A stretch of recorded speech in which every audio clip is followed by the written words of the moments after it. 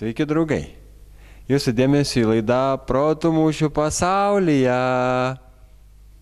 Ir štai sėdi prieš mus mūsų pašnekovas, jau daugiametis, sakyčiau, daugiamečių Protų mūšių vedėjas Šiaulių universitete socialinių mokslų fakultete. Ir mums džiugu jį pakalbinti. Taigi, sveikas, Vaidai. Sveiki. Iš karto griebiu jauti už ragų. Kam tau viso šito reikia? Man kam reikia? Man nereikia. Reikia kitiem, kuriem tai darau. Nes aš toksai, kuris ne tik viską savo, kad ir daugelis sako, kad kam tu čia darai, gauni kokios naudos, tau moka atlyginimą kas nors. Ne, nieks nemok, tiesiog man gera studentams suteikti, šiais metais dėstytojam ir absolventam, suteikti kažkokios po paskaitinės veiklos, kuri nebūtų vien praleista prie butelio, kaip sakant, klubuose ar panašiai.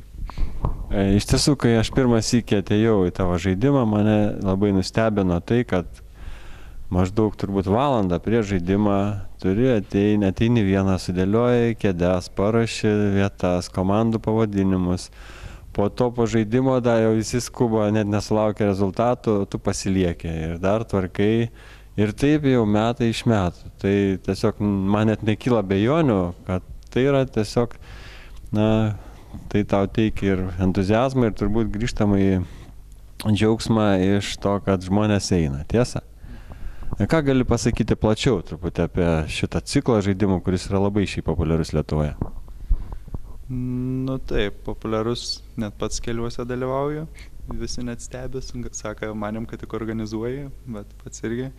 O tas žaidimų ciklas tiesiog yra, man tai pavyzdžiui, asmeniškai yra atgaiva.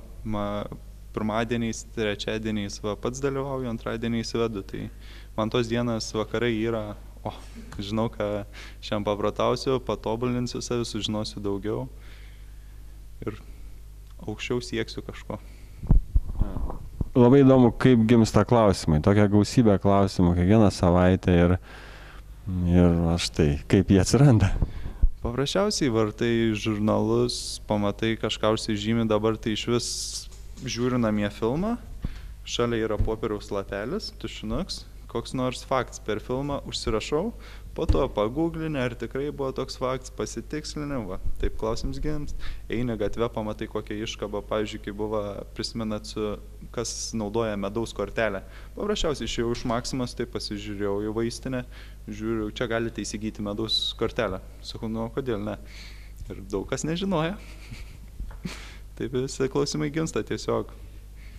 Aišku, būna taip, kad grinai jau, kai trūksta klausimų, nes esu į priekį jau prirašęs jų, bet kai būna trūksta jau, tada atsiverti, į biblioteką nuėjęs vartai, skaitai, ieškai faktų, ieškai labiau tokių, kad eitų išgalvot, bet grinai visų klausimų tokių neina padaryti.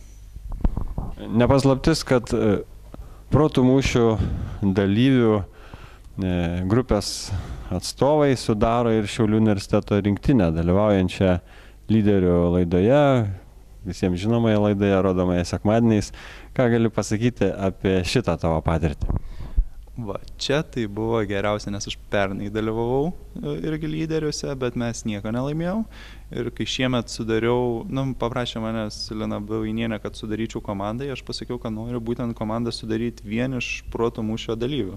Tai paėmiau iš lyderiaujančių komandų tie, kurie atrodė, kuriuos manau, kad tikrai veda komandas į priekį, sudarėm ir kai sužinojo kai kas, vardais neįvardinsim, kad mūsų tokia komanda sakė, kad būsim eiliniai statistai, kurie pasėdėsime prie stalo, gražiai atrodysime ir parvažiuosime vėl nieko nepešę. Bet pirma pergalė Šiaulių universiteto istorijai.